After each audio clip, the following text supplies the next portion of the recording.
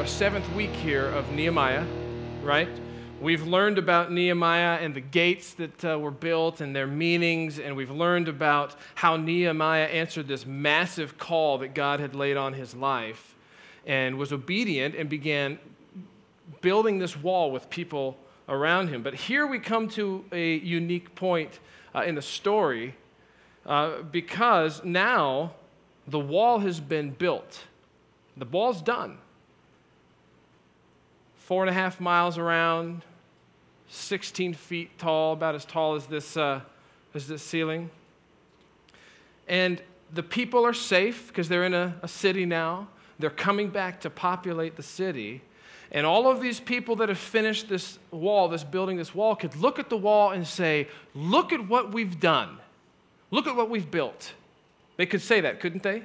But in one sense, if they said that, I think that their lens is wrong, and that statement is not really a good statement. Because where you stand says a lot about what you see. Let's turn to Nehemiah 6:15. We're going to be starting there today. Because you know what? This idea of lenses and choosing which lens, it's kind of choosing like the blue pill or the red pill, right? Or paper or plastic, boxers or briefs. Don't answer that for some of you guys.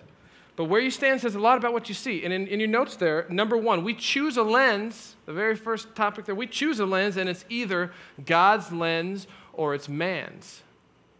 So let's read in Nehemiah 6:15. It says this: so the wall was completed on the 25th day of Elul on the 25th of Elul in 52 days. When all our enemies had heard about this, all the surrounding nations were afraid and lost their self-confidence because they realized that this work had been done with the help of our God. Also in those days, the nobles of Judah were sending many letters to Tobiah, and replies from Tobiah kept coming to them. For many in Judah were under oath to him, since he was a son-in-law to Shechaniah, son of Arah, and his son, Jehohanan, had married the daughter of Meshullam, son of Berechiah. Moreover, they kept reporting to me his good deeds and then telling him what I said. And Tobiah sent letters to intimidate me. I feel like I should bust out like a Jewish song with all those names. It's been 52 days, though, since they started this building of the wall. Like I said earlier, it's 4.5 miles around about as tall as the ceiling. There were no cranes, there were no bulldozers, there was no prefabricated material. None of this was easy at all. In fact, what they did was a really significant thing. And even, it says there in Nehemiah, even Nehemiah's enemies were amazed by what had happened and recognized the greatness of the task and that it was accomplished by God. Right there in verse 16. Enemies acknowledging that a task was accomplished by God. Now that's a pretty sweet deal. I think you can always judge how great a task is if your enemies look at it and say, you know what, boy, God must have done something because that's amazing that you got that done.